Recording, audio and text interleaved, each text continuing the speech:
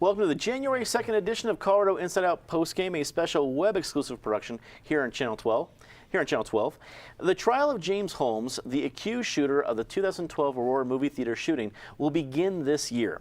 Arapahoe County sent out jury summons to 9,000 residents last year, and legal experts expect the trial to last several months. Patty Cahoon from Westward.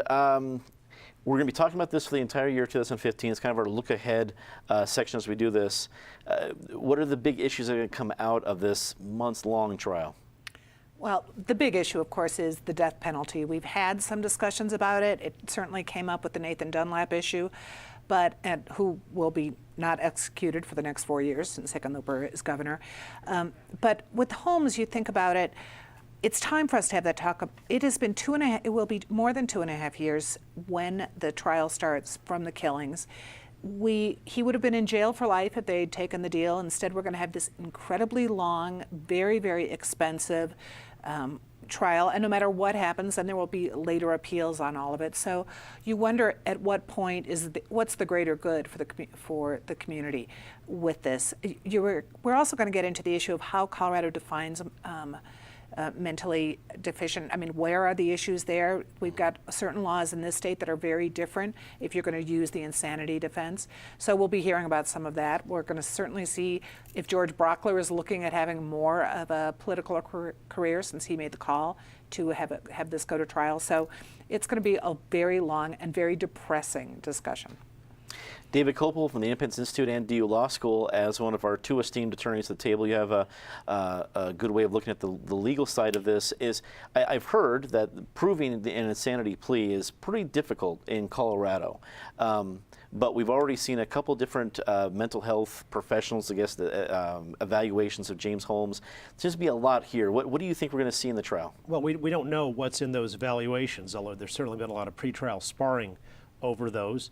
This is the advantage of the jury system, where you will get a good selection of people from the community, serving their community, to listen to the facts and the evidence fairly and come up with, presumably unanimously, a consensus decision on that.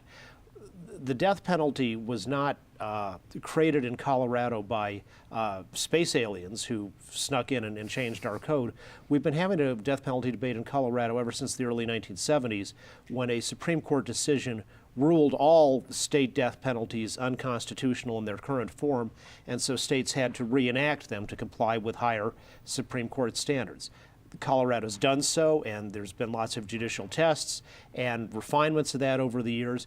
We have a death penalty system that's been addressed by the legislature, directly elected by the people, many times, including not that long ago. You can make moral arguments for or against it. The majority of the people of Colorado have decided that in certain particularly heinous, especially premeditated mass crimes, the death penalty is something that could be appropriate, and they want to give the jury the ability to do that.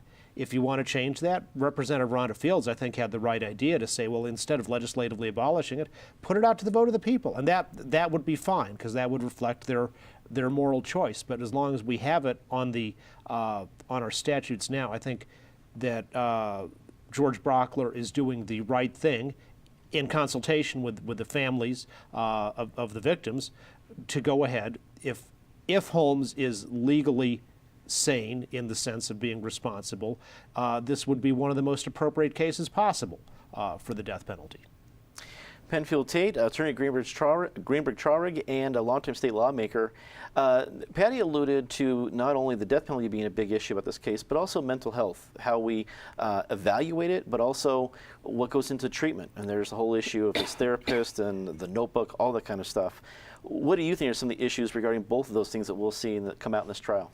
You think I think there'll be a number of issues here. The mental health aspect is interesting because one of the difficulties with this sort of case is I think as a community we realize that mental illness exists in our society, but the vast majority of us don't understand it, won't know it when we see it, and don't know how it's detected or what its ramifications are.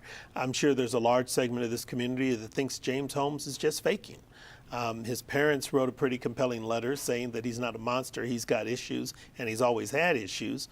So maybe he does have a mental health issue, but it's going to challenge us to determine how we deal with mental health problems, more importantly, how we pay for them, because we've become a state that likes to talk about a lot of issues, but we have Tabor and other things. We don't want to pay for some of the services we want to keep our society safe and productive and thriving.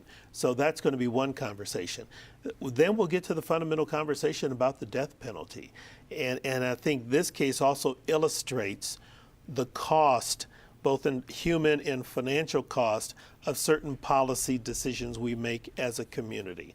I understand the sentiment of those who think the death penalty is appropriate, but when you look at the fact that the county has started out by serving 9,000 jury summons starting out, they'll probably go beyond that. How many lives will be impacted just to select a jury? We're 2.5 years into this thing now. Nobody's talked about how much money it's cost, but at some point, someone's going to run that story.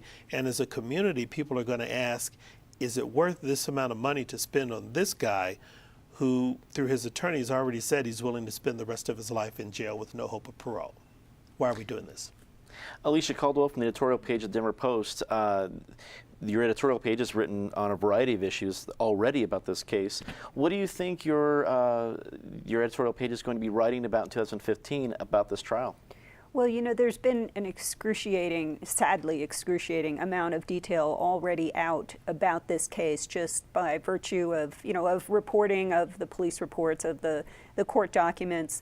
But one of the things that really has been lacking, at least in my mind, has to do with the parents. Now they turned in a letter to the Post to be printed, which we did print, that talked about their belief that their son is severely mentally ill, that he's not a monster, as someone else mentioned. Well, it occurs to me, how do they know that? What do they know about their son's mental illness? What was the arc of it? How did he wasn't at CU out at Anschutz for very long. How was he mentally ill when he went there? These are the kinds of questions that I think a lot of people ask themselves after the Columbine shootings, of the parents of Klebold and Harris. Maybe some people wanted to point fingers, but I think a lot of people want to understand what went wrong.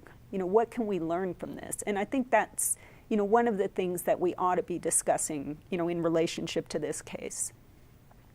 Well, that is all the time we have for Colorado Inside Out postgame this week. Leave us a comment, tell us what you think. For everyone here at CPT12.org, I'm Dominic Dezzutti. Thanks for watching.